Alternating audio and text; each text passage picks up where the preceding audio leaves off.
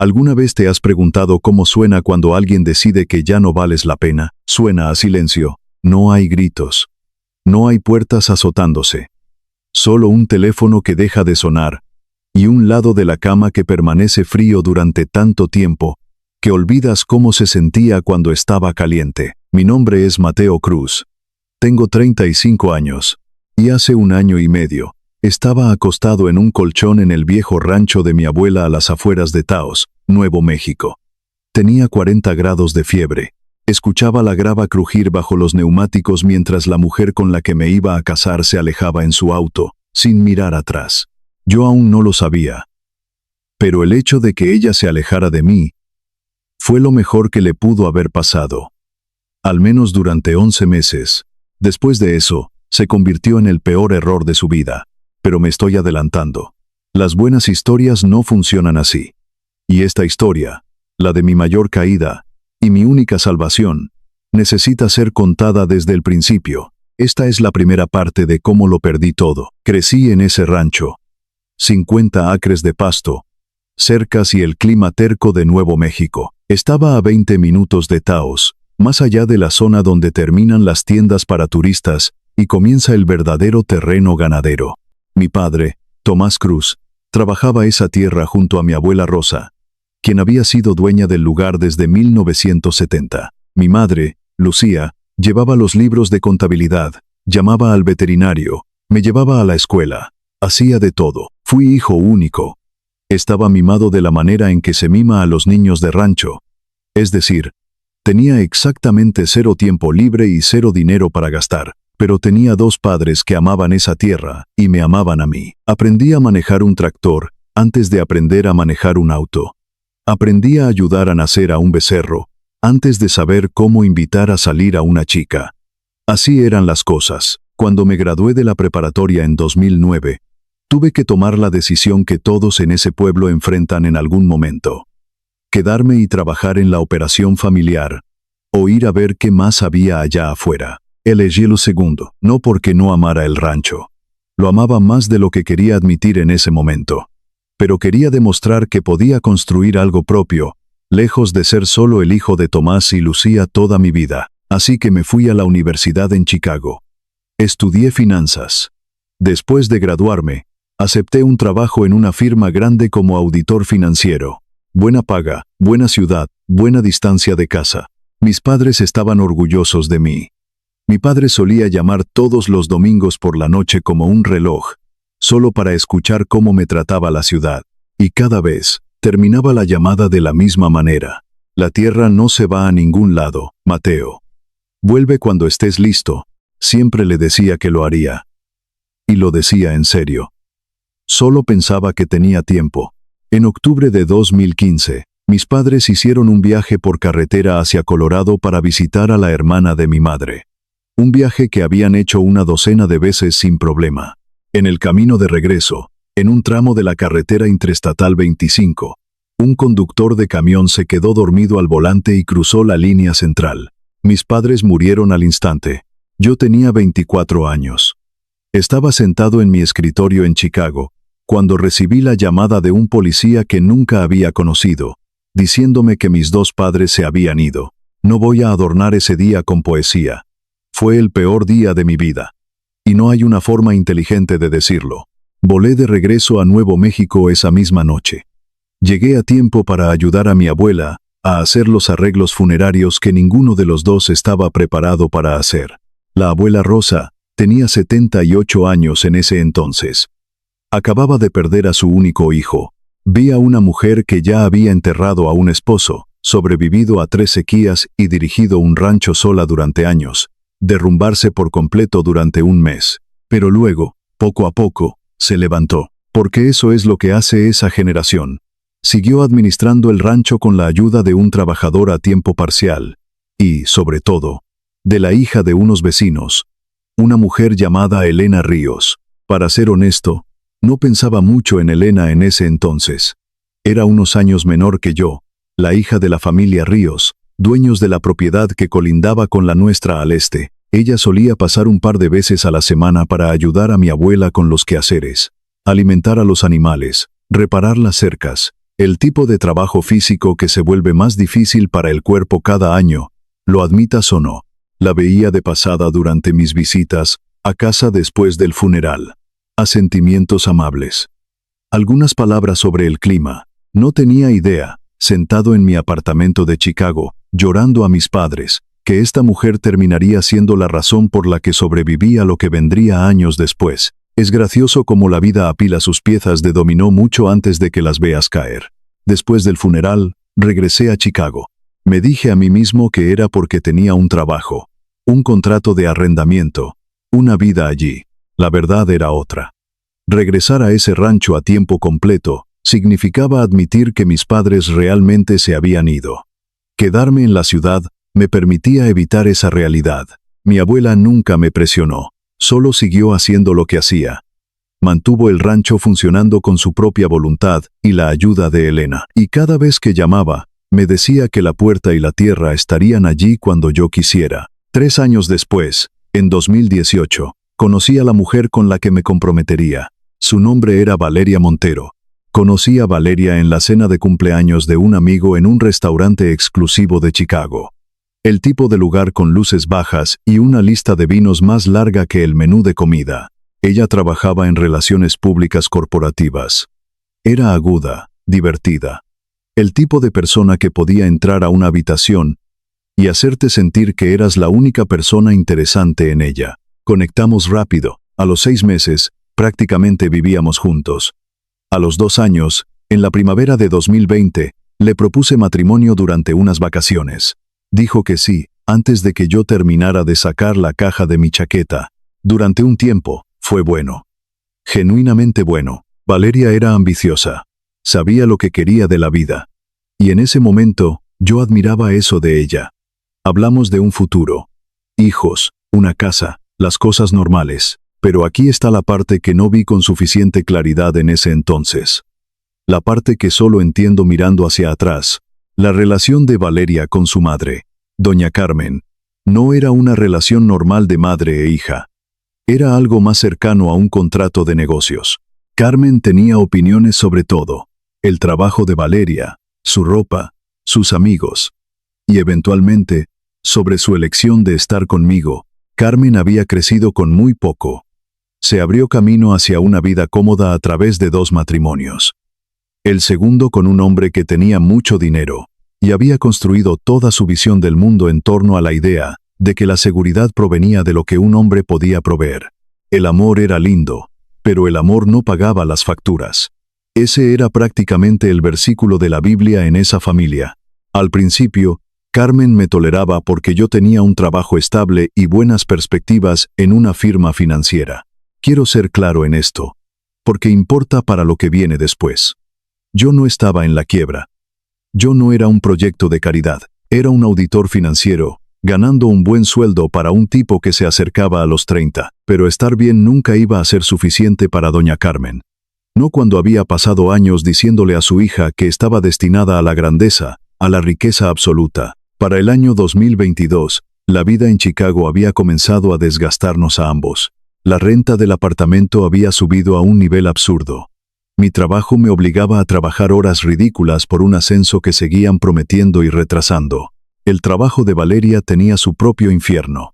Políticas de oficina, un jefe que se llevaba el crédito de sus ideas más de una vez. Estábamos agotados. Una noche de otoño, acostado en la cama sin poder dormir, mencioné algo que había estado dando vueltas en mi cabeza durante meses. Mi abuela, que ya tenía 85 años, todavía tenía el rancho a las afueras de Taos. Pero su trabajador se había ido, y Elena Ríos tenía su propia vida y el rancho de su familia, demandando más de su tiempo. La abuela Rosa necesitaba ayuda real. Y el rancho, 50 acres con buenos derechos de agua en una parte de Nuevo México que solo se estaba volviendo más valiosa, estaba subutilizado. ¿Qué pasaría si volvemos? Le dije a Valeria, no para siempre, necesariamente. Pero, ¿qué pasaría si nos mudamos a la casa de mi abuela? La ayudamos a administrar el lugar. Tal vez construimos algo propio. La tierra ya está pagada, no tendríamos que pagar una renta que nos come vivos cada mes. Le dije que podríamos ahorrar dinero real para la boda, pensar en una familia. construir algo que fuera genuinamente nuestro. Esperaba resistencia, pero no la obtuve. No al principio. A Valeria realmente le gustó la idea. O eso dijo. Y en ese momento, le creí por completo. Habló de querer espacio para respirar, de salir de la carrera de ratas de la ciudad, de querer un ritmo más lento. Pasamos semanas planeándolo. Renuncié a mi trabajo en enero de 2023. Entregamos el apartamento. Les dijimos a nuestros amigos que nos mudábamos a Nuevo México en primavera para administrar el rancho familiar. Yo aún no lo sabía, pero en algún momento durante esas semanas de planificación, doña Carmen había comenzado a hacer sus propias llamadas telefónicas. Mirando hacia atrás, puedo identificar casi exactamente cuándo comenzaron a cambiar las cosas. Porque el comportamiento de Valeria cambió de una manera sutil, pero evidente. Fue un domingo por la tarde, unas 6 semanas antes de mudarnos. Valeria se había quedado callada después de una larga llamada telefónica con su madre. El tipo de llamada que solía durar 10 minutos y que ahora se alargaba a más de 1 hora. ¿Todo bien?, le pregunté, viéndola mirar fijamente su teléfono. Bien, me respondió. Mi madre solo piensa que nos estamos apresurando con esto. Le recordé que llevábamos meses planeándolo. Ella solo suspiró y dijo que su madre se preocupaba. Lo dejé pasar. Ese es el problema con la erosión lenta. No notas que el suelo desaparece bajo tus pies hasta que ya estás parado sobre la nada. Durante las siguientes semanas, Valeria comenzó a mencionar pequeñas dudas. ¿Qué pasaría si el rancho no generaba suficientes ingresos? ¿Qué pasaría si se aburría allá afuera? ¿Qué pasaría si estábamos renunciando a demasiada seguridad por una idea romántica? Cada duda sonaba razonable por sí sola, pero todas juntas eran una campaña de manipulación. Y yo simplemente no lo reconocí como tal. Nos mudamos de todos modos en abril de 2023. Le reconozco eso. Ella empacó su mitad del apartamento. Ayudó a cargar el camión.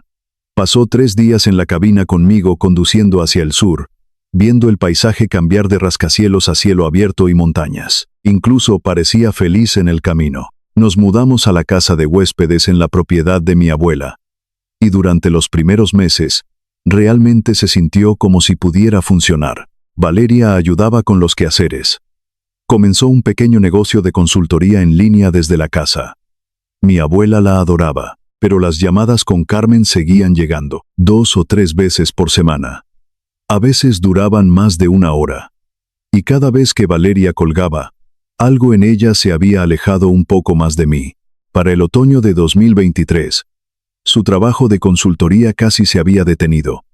Valeria pasaba más tiempo en su teléfono, yendo al pueblo a hacer mandados que tomaban demasiado tiempo. Me dije a mí mismo que era un periodo de ajuste. La gente necesita tiempo para encontrar su lugar en una nueva vida. No me equivocaba en eso. Solo que no me di cuenta de que su lugar estaba siendo redirigido a otra parte. Una llamada telefónica a la vez. Entonces, en noviembre de 2023, me enfermé. Comenzó como una gripe normal. Fiebre, escalofríos. El tipo de cosa que superas con sopa y descanso, excepto que no pasó. Para la segunda semana, apenas podía levantarme de la cama.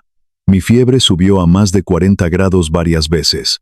Perdí casi 8 kilos en un mes, porque no podía retener la comida. Empecé a perder la sensibilidad en las piernas. Un especialista en Taos me hizo pruebas.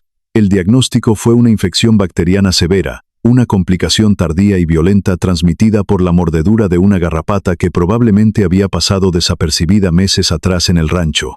La infección había atacado mi sistema nervioso y estaba causando inflamación en mi corazón. Mi cuerpo, agotado por el estrés del año anterior, simplemente colapsó. El médico fue directo conmigo. Descanso absoluto, medicamentos fuertes y tiempo. Ese era el único camino. Si me esforzaba demasiado, si intentaba moverme antes de tiempo, el daño en mi corazón y en mis nervios podría ser permanente. Tenía 33 años. Y me estaban diciendo que me moviera por mi propia casa como un anciano frágil. Porque mi corazón, literalmente, podría detenerse. Quiero que piensen en eso por un segundo. No estaba fingiendo debilidad. No estaba exagerando para dar lástima. Estaba paralizado por el agotamiento y el dolor. Y los médicos me advirtieron que un mal esfuerzo podría matarme. Ese es el hombre que Valeria veía todos los días ese invierno, no un hombre rindiéndose. Un hombre luchando contra una enfermedad devastadora. Mi abuela, que ya tenía 86 años, hizo lo que pudo. Pero no podía levantarme de la cama ni administrar mis medicamentos ella sola. Durante aproximadamente 6 semanas, fue Valeria quien se encargó de mi cuidado. Me traía la comida, controlaba mis recetas, me ayudaba a llegar al baño en los días malos. Recuerdo estar agradecido por eso. Recuerdo decirle más de una vez, medio delirante por la fiebre, que no sabía qué haría sin ella.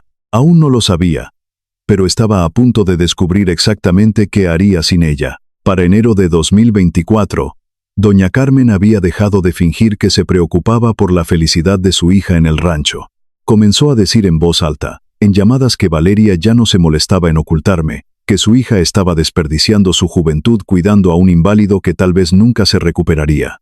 Escuchaba fragmentos de esas conversaciones desde la otra habitación. Estaba demasiado débil la mayoría de los días como para levantarme y enfrentarla. Carmen tenía a alguien que quería que Valeria conociera. Un magnate de bienes raíces en Chicago. Un hombre rico, recién divorciado. Exactamente el tipo de hombre que Carmen había estado buscando para su hija desde antes de que yo existiera en su vida. A finales de enero, Valeria me dijo que necesitaba viajar de regreso a Chicago por una semana. Dijo que tenía que resolver algunas cosas de su negocio y ver a su madre, que supuestamente no se sentía bien. Le creí. No tenía motivos para no hacerlo. Y honestamente, no podría haberla detenido incluso si hubiera sospechado algo. Apenas podía caminar hacia la cocina sin perder el aliento. Ella nunca regresó. Una semana se convirtió en 2. 2 se convirtieron en 3. Cada vez que yo llamaba, ella contestaba. Pero las llamadas se hacían más cortas. Las excusas más vacías. Su madre la necesitaba. Una emergencia de un cliente. Volvería pronto. Solo necesitaba un poco más de tiempo para pensar. Quiero decirles que lo vi venir. Pero no fue así. No por completo. Yo era un hombre que había perdido casi 12 kilos, cuyos nervios aún estaban inflamados, atrapado en una silla reclinable con un monitor cardíaco en el pecho. Pasé la mayor parte de enero y febrero de 2024 en esa silla, junto a la estufa de leña. Mi abuela me traía sopa con manos que temblaban un poco más que antes. Los dos evitábamos hablar de dónde estaba Valeria realmente. A principios de marzo de 2024, el teléfono sonó. Era Valeria. Su voz sonaba ensayada, mecánica. Me dijo que había decidido quedarse en Chicago, que había estado pensando mucho, que no creía estar hecha para la vida en el rancho, ni para ser enfermera, que la incertidumbre de mi salud era demasiado para ella. Dijo que todavía me amaba, pero que el amor no siempre era suficiente, y que su madre la había ayudado a ver las cosas con más claridad. ¿Qué cosas?, le pregunté. Mi voz ni siquiera sonaba enojada. Solo estaba cansado. Muy cansado. Mateo, necesitas cuidados reales ahora mismo, me dijo ella. Más de lo que yo puedo darte allá. Creo que es mejor si nos damos un espacio. Esa fue la palabra que usó, mientras yo estaba sentado en una silla, conectado a un monitor, completamente solo a excepción de una anciana de 86 años. Esa fue la última conversación real que Valeria y yo tuvimos en mucho tiempo. Durante las semanas siguientes, intenté llamar. Intenté enviar mensajes. Le escribí un largo texto explicando todo lo que sentía, pidiéndole que al menos hablara conmigo de frente. Pude ver que leyó el mensaje. Nunca respondió. Para abril, mis llamadas iban directo al buzón de voz. Para mayo, ni siquiera sonaba. Me había bloqueado en todas partes. Un mes después, me enteré a través de un amigo en común de Chicago, que Carmen le había presentado a Valeria al magnate de bienes raíces casi el mismo día que aterrizó en la ciudad. Su madre se había encargado de mantenerla distraída, llena de lujos, convenciéndola de que yo era un barco hundiéndose. Le dijeron a la gente en Chicago que yo era un fracaso, que el rancho era un error. Me habían borrado, estaba enfermo. Estaba débil. Me habían dejado atrás en el momento más oscuro de mi vida, pero esa misma tarde, mientras miraba por la ventana, sintiendo que el mundo se me caía encima, vi una camioneta detenerse frente a la casa. Era Elena. Traía comida en las manos y una mirada firme que no sentía lástima por mí. Yo no lo sabía en ese momento de desesperación. Pero la historia no terminaba ahí. Mi cuerpo iba a sanar. Mi mente iba a despertar. Y el karma estaba preparando un plato que Valeria y su madre tendrían que tragarse entero. Pero esa es la segunda parte de la historia. Esa tarde de mayo, cuando Valeria me bloqueó en todas partes, y me di cuenta de que realmente me habían dejado atrás en el peor momento de mi vida, pensé que no me quedaba nada. Estaba enfermo, estaba débil. Mi corazón seguía inflamado, y mi cuerpo apenas me respondía. Pero mientras miraba por la ventana, sintiendo que el mundo se me caía encima, vi una camioneta detenerse frente a la casa. Era Elena. Elena Ríos, la hija de los vecinos que había estado ayudando a mi abuela Rosa durante años. Ella no era de las que hablaban mucho. Solo entró a la casa, trajo un plato de comida caliente, lo puso en la mesa y me miró. Esa noche marca la diferencia entre la primera parte de mi historia y esta, la segunda. El momento en el que dejé de ser una víctima y comencé a reconstruir mi vida. Elena tenía 30 años en la primavera de 2024.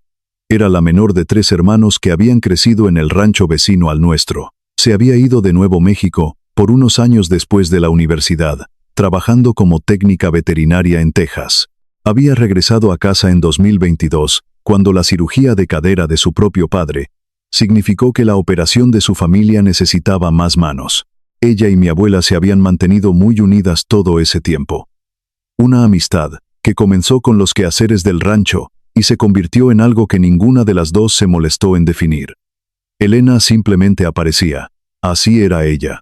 Después de que Valeria me abandonó, Elena comenzó a visitarnos con más frecuencia. Al principio, solo para ver cómo estaba mi abuela, quien a sus 86 años estaba manejando su propia salud y viendo a su nieto pasar por algo brutal. Pero no pasó mucho tiempo antes de que Elena comenzara a cuidarme a mí también. Traía comidas. Se sentaba conmigo en el porche algunas noches cuando yo tenía la energía para estar ahí afuera. No decía mucho. Solo estaba presente de una manera que no me exigía nada. Recuerdo una noche en junio de 2024, unos 4 meses después de que Valeria se fue. Estaba sentado en ese porche con Elena, viendo el sol esconderse sobre la línea de la cerca. Yo todavía estaba débil, pero el color apenas comenzaba a regresar a mi rostro. No tienes que seguir haciendo esto, le dije. Sé que tienes tu propio rancho que atender. Ella solo se encogió de hombros. Era su forma de responder cuando no tenía ganas de dar explicaciones. Tu abuela ha sido buena con mi familia durante 30 años, me dijo. Y además, agregó mirándome con una media sonrisa, que luego llegaría a conocer muy bien. Alguien tiene que asegurarse de que comas algo que no sea sopa de lata. Me reí. Hacía mucho tiempo que no me reía. Ese verano, lentamente, mi salud comenzó a dar un giro. La doctora Reyes me autorizó para realizar actividades ligeras en julio de 2024. Luego, actividades moderadas para septiembre. La inflamación en mi sistema nervioso y en mi corazón se había calmado lo suficiente como para que las pruebas mostraran una mejora real, aunque la doctora fue clara conmigo. La recuperación total, volver al punto en el que pudiera hacer trabajo físico pesado sin límites, tomaría cerca de 1 año completo desde el diagnóstico. Me aferré a ese cronograma. Me puse una fecha límite en mi cabeza. 1 año desde el diagnóstico. Ahí es cuando sabría de qué estaba hecho. Lo que no esperaba era cuánto de mí mismo volvería a encontrar en el trabajo. Verás, hay algo que nunca le conté a Valeria en detalle. Porque para cuando estuvimos juntos, yo ya había enterrado esa versión de mí mismo bajo un trabajo de auditor financiero y un apartamento caro en Chicago. Yo no solo crecí en un rancho. Antes de irme a la universidad, pasé 2 veranos trabajando con un consultor agrícola regional en Taos. Aprendí sobre el manejo del suelo, el pastoreo rotacional, las leyes de derechos de agua y el lado comercial de las pequeñas operaciones ganaderas. De hecho, en la preparatoria planeaba estudiar agronegocios y volver a casa para modernizar la operación de mi padre. Luego mis padres murieron, y en medio del dolor y de seguir adelante, dejé que esa parte de mí se silenciara. Chicago no necesitaba a un hombre que entendiera la composición del suelo. Necesitaba a un hombre que entendiera las hojas de cálculo y las auditorías. Pero sentado en ese rancho, recuperándome, con demasiado tiempo libre y un cuerpo que no estaba listo para el trabajo duro, pero sí para pensar. Todo ese viejo conocimiento comenzó a despertar. En agosto de 2024, incluso antes de estar completamente autorizado para el trabajo físico, comencé a hacer algo que podía hacer desde una silla en el porche. Comencé a hacer llamadas. Llamé a la oficina de extensión regional, a algunas de las pequeñas operaciones en el valle. Comencé a hacer preguntas sobre los derechos de agua en nuestra propiedad. Investigué si la tierra se estaba utilizando cerca de su potencial. Diseñé un modelo de lo que podría ser una verdadera operación de carne de res alimentada con pasto a pequeña escala, en 50 acres con buen acceso al agua. Estábamos a 20 minutos de Taos y a 1 hora y media de Santa Fe, una de las zonas que se había convertido en el mercado gastronómico y turístico de más rápido crecimiento en el estado. Mi abuela observó todo esto con una expresión que solo puedo describir como orgullo silencioso. Tu padre solía hablar de hacer exactamente esto, me dijo una tarde, sentada a mi lado en el porche mientras yo tomaba notas en una libreta. Nunca tuvo el capital para hacerlo bien. Tú podrías. Tenía razón. Yo tenía algo que mi padre nunca tuvo: los ahorros de años de un salario de Chicago que había estado guardando para un futuro que ya no existía con Valeria. Además de la perspectiva de una herencia de una tierra que no tenía deudas desde hacía décadas. No iba a quedarme sentado sintiendo lástima por mí mismo. Iba a construir un imperio, por más pequeño que fuera, para octubre de 2024. Estaba lo suficientemente fuerte como para comenzar el verdadero trabajo físico nuevamente, bajo la supervisión de la doctora Reyes. Comencé poco a poco. Reparamos las cercas con la ayuda de Elena. Comencé a convertir una parte de la tierra subutilizada del rancho en un sistema de pastoreo rotacional, diseñado específicamente para una operación de carne premium. Me comuniqué con un contacto de mis días en la universidad, un tipo que trabajaba en la distribución regional de alimentos. Comencé a sentar las bases para una relación de suministro directo a restaurantes en Santa Fe. Ese es el tipo de negocio que puede convertir una pequeña operación en Nuevo México en algo genuinamente rentable en lugar de solo sobrevivir. Yo no lo sabía en ese momento, pero un desarrollador inmobiliario también había comenzado a comprar propiedades ganaderas más pequeñas en nuestro valle ese otoño. Ofrecían el dinero suficiente para tentar a las familias con problemas de efectivo, con planes de convertir la tierra en subdivisiones de lujo. La familia de Elena ya había rechazado una oferta. También lo habían hecho otras 2 familias vecinas. Pronto descubriría que el rancho de mi abuela era exactamente el tipo de propiedad que querían a continuación.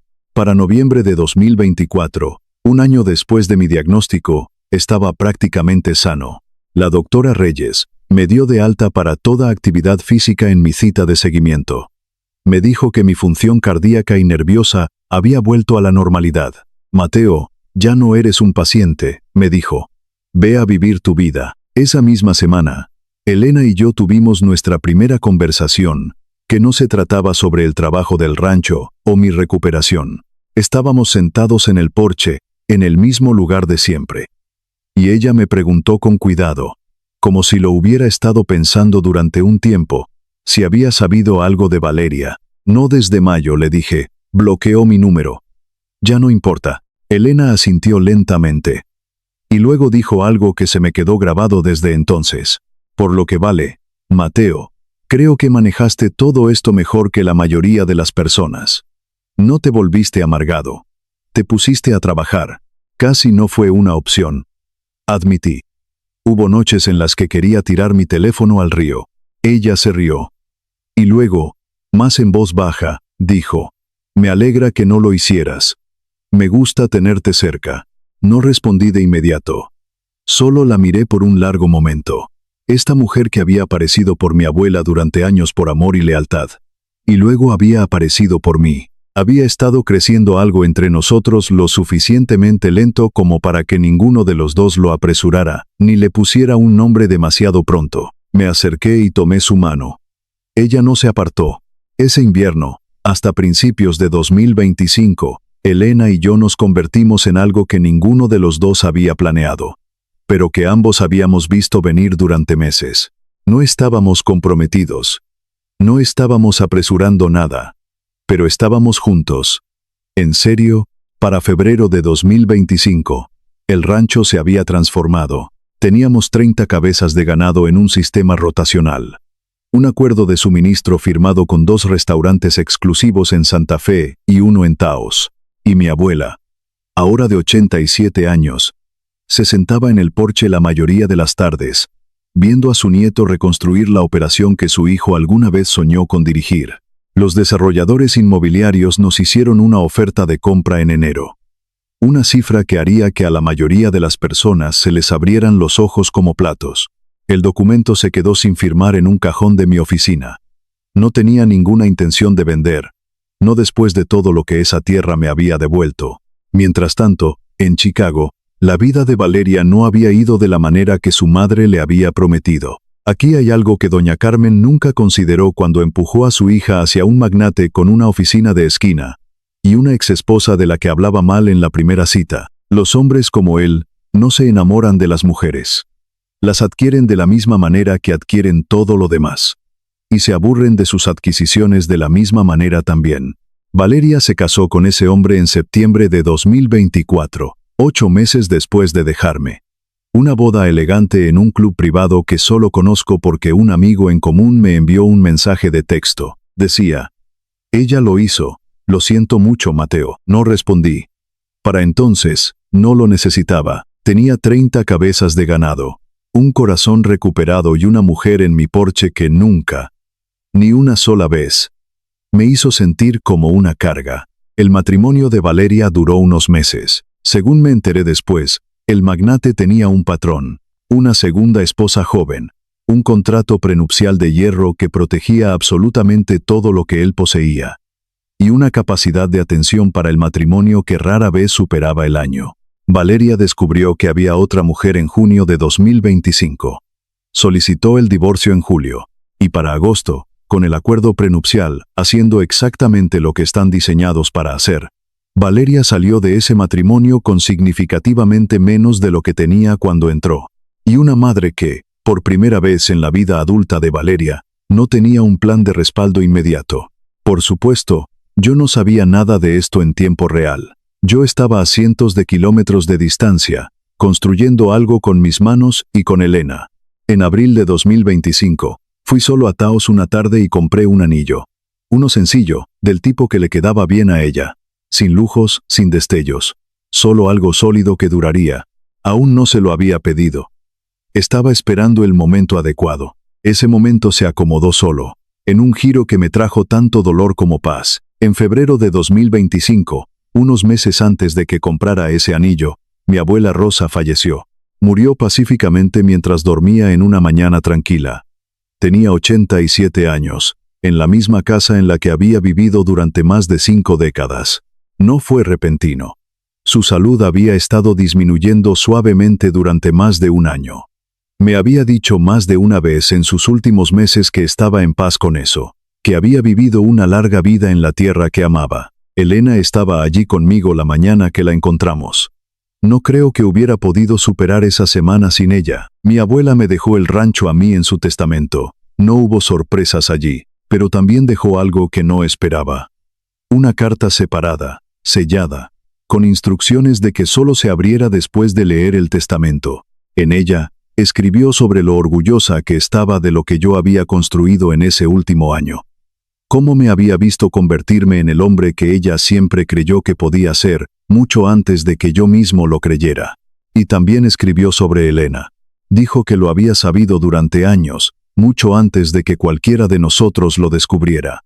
Que Elena tenía el tipo de lealtad constante y silenciosa que construye una vida real, no el tipo de lealtad que solo se ve bien desde afuera. No dejes que esa mujer se te escape, Mateo, escribió mi abuela. Tu padre siempre decía que la pareja correcta hace que la tierra dura sea fácil de trabajar. Yo creo que esa mujer es tuya. Le propuse matrimonio a Elena en el porche en mayo de 2025. Sin gran producción. Solo nosotros dos. El sol se ponía sobre la tierra que ahora albergaba a 3 generaciones de mi familia. Ella dijo que sí antes de que yo terminara la frase, igual que Valeria lo había hecho años atrás. Excepto que esta vez, no se sentía como un comienzo construido con tiempo prestado. Se sentía como una verdad que por fin se decía en voz alta. Valeria apareció un sábado por la mañana a finales de septiembre de 2025. Casi exactamente 20 meses después de haberse alejado de un hombre demasiado enfermo para detenerla. Y poco más de un año después de haberse casado con otro. Escuché el auto antes de verlo. Un sedán de alquiler que no reconocí, subiendo por el camino de grava más lento de lo que suele conducir alguien con confianza. Elena y yo estábamos cerca del nuevo cobertizo de equipos que habíamos levantado ese verano. Cuando levanté la vista, vi a Valeria salir del auto. Se veía diferente, más delgada de una manera que no parecía saludable. Más bien el tipo de delgadez que proviene de un año de estrés profundo y noches sin dormir. Estaba vestida como si todavía viviera en un mundo de reuniones corporativas y restaurantes caros. Pero algo en la forma en que se quedó parada en nuestro camino de entrada, mirando el granero recién pintado, el nuevo cobertizo, el ganado pastando en secciones ordenadas. Me dijo que no esperaba ver nada de esto. Mateo, dijo, como si tuviera todo el derecho de decir mi nombre y que eso significara algo. Valeria, respondí. Mantuve mi voz nivelada. Ni fría, ni enojada. Solo equilibrada. No esperaba verte por aquí. Sus ojos se movieron más allá de mí, hacia Elena, que había venido a pararse a mi lado. No frente a mí, no detrás de mí, solo a mi lado. La forma en que hacía todo. Vi que algo parpadeó en el rostro de Valeria. Reconocimiento, tal vez. O el comienzo de la comprensión de que esta no era una mujer a la que pudiera descartar como una simple empleada. ¿Podemos hablar?, preguntó Valeria. Solo por unos minutos. Miré a Elena. Ella me dio un pequeño asentimiento. El tipo de mirada que decía que confiaba en mí para manejar lo que viniera después. Dio un paso atrás hacia el cobertizo para darnos espacio, aunque noté que no se fue muy lejos. «Tienes 5 minutos», le dije a Valeria. «Tengo trabajo en las cercas que terminar». Ella se estremeció ante eso, como si hubiera esperado otra cosa. Tal vez gritos. Tal vez que le rogara. Lo que obtuvo en cambio, fue un hombre que simplemente tenía otro lugar donde estar. «Me enteré de lo de tu abuela», comenzó a decir. «Lo siento, Mateo. De verdad. Debí haberme comunicado. Debiste hacer muchas cosas», le dije. «Comunicarte sobre mi abuela Rosa está bastante abajo en esa lista». Ella asintió, mirando hacia la grava. «Sé que te lastimé. Lo sé. Mi mamá, ella me tenía convencida de que quedarme arruinaría mi vida. Que nunca te mejorarías realmente. Que estaría atrapada cuidando a alguien durante años sin nada que mostrar. Le creí, Mateo. No debí hacerlo, pero le creí». «¿Y cómo te funcionó eso?», le pregunté. «No con malicia, solo siendo honesto», apretó la mandíbula. «No muy bien, si te soy sincera. Me enteré de que te casaste y te divorciaste», dije en voz baja. 11 meses, murmuró ella. Tenía un acuerdo prenupcial que se aseguró de que yo me fuera casi sin nada. Mi madre no ha hablado mucho conmigo desde entonces, la verdad, ahora que no hay dinero ni estatus que ella pueda administrar. Soltó una risa corta y sin gracia. Es gracioso cómo funciona eso. No dije nada por un momento. Una parte de mí, no te voy a mentir, sintió algo parecido a la satisfacción al escuchar eso. El karma había hecho su trabajo a la perfección, pero una parte más grande de mí solo se sentía cansada.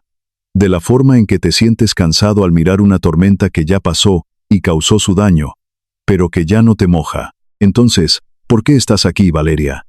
¿De verdad? Miró a su alrededor nuevamente al ganado, al cobertizo, a la línea de la cerca recién reparada que se extendía hacia las montañas. Escuché de alguien en Chicago que habías construido algo aquí.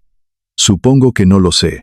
Supongo que quería verlo por mí misma. Y tal vez, hizo una pausa. Y por un segundo vi algo parecido a la mujer que solía conocer antes de que la voz de su madre se volviera más fuerte en su cabeza que la suya propia. Y tal vez quería ver si quedaba algo a lo que pudiera regresar. Y ahí estaba. La verdadera razón. No era dolor por mi abuela. No era culpa por cómo se había ido. Era un recálculo, ahora que la mejor oferta había colapsado. Y el hombre que había dejado atrás, resultó ser el que realmente estaba prosperando. En contra de todas las predicciones de su madre. «No hay nada aquí a lo que puedas regresar», le dije.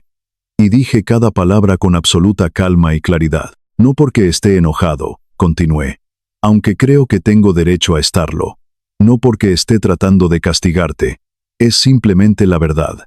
No soy el hombre que dejaste en este rancho hace 20 meses. Ese hombre estaba enfermo, asustado y tratando de aferrarse a algo que ya lo había soltado.